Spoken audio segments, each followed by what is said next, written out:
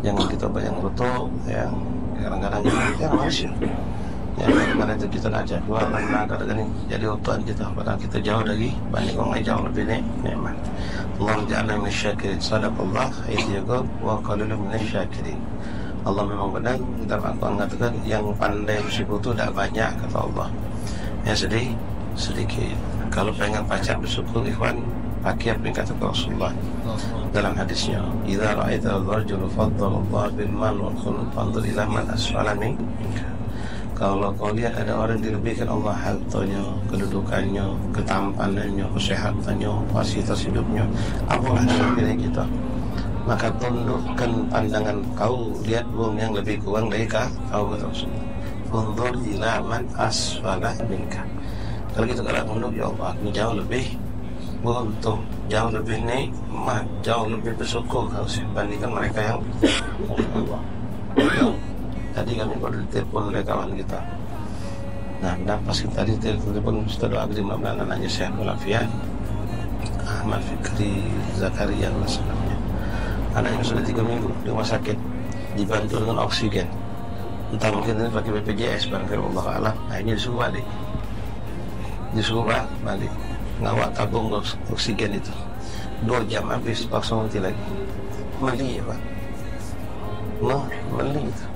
Itu sekarang Allah nikmat. Nah, naik nafas 1000 kali sehari. Dah mayar, gratis ya Allah. Dia harus mayar. Tabung itu entah berapa dia harus bayar. 2 jam habis, nanti baru lagi. Itu Allah nikmat. Nikmat Allah. Nafas jalan loncat lagi. Kalau kita masuk rumah sakit, nggak mana ada yang nak baca jalan, nak baca duduk, nak baca. Kita nikmat. Duduk setengah jam, 2 jam masih sanggup kita. Ya, ada orang nak baca duduk, boleh bayar kapan. Nah, ini kawan kita, tidak majlis kita, anaknya ya, sakit, terang memanjat kesehatan, semua sehat walafiat dan mereka diberikan kesabaran oleh Allah. Ya, paksa balik ya tadi, gas terus balik, oksigen 2 jam habis. Jadi kalau kita hitung berarti 12 tabung dia harus siap untuk budak ini sehari ya, 12 tabung itu sehari. Kalau budak ini maaf ya, berarti kalau dengan panjang umur, kalau hitungan matematika kita logika manusia, berarti gasnya tidak boleh putus. Berarti sebulan berapa tabung gasnya? Wah, kita anak kita masih kecil, bini kita semua nikmat dari nafas, lego. Kata masalah nikmat fadlullah, lego nikmat, beribu nafas tarian kita, dak mayar gratis ya Allah. Kita punya kawan ini insya Allah coba. Kalaupun dijual gratis man, tidak lego nafas itu. Kekhawatiran keluarganya di mana pas sana sanggup pakai oksigen. Tapi kita insya Allah nikmat. Banyak syukur kepada Allah ya. Dan nasihat dia adalah hakikat syukur sebenarnya adalah bukan cuma mengucap alhamdulillah, tapi sarf ni'am ila ma yuhibbu Allah ya Allah. Gunakan nikmat Allah yang diberikan kepada kita untuk ketaatan, untuk amal perbuatan yang diridhoi Allah. Mata kami yang baca nyelik dengan jelas nikmat. Ya, syukuri baca Quran. Dan gunakan untuk memandang yang baik, pandang wajah orang tua kita, keluarga kita, memandang ayat-ayat Allah, lisan yang baca berucap, baca Quran, baca zikir, baca tasbih. Gunakan badan sehat apalagi yang masih muda kita nih, gagah. Seringlah kedatang ke tempat-tempat yang mulia yang baik. Hadiri majlis taklim, hadiri sholat berjamaah. Mumpung Allah juga masih sehat. Ya.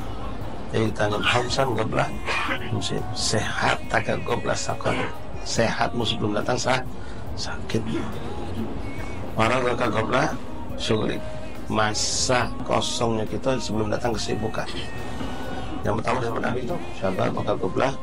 Orang bikin masa mudamu sebelum datang masa tua, mumpung masih muda, gali ilmu, banyak amal soleh. Itu bentuk hakikat mensyukuri nikmat Allah yang paling utama seperti itu.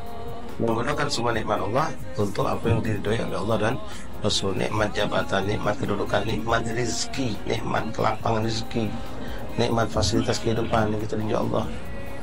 Kalau kita berkira sebalik belakang zaman untuk kita dulu manulasi mereka jarang. Ya, kita kata masya Allah fasilitas hidup segala macam dimudahkan Allah, tapi ibadah kita tidak lebih hebat dari orang dulu. Subhanallah.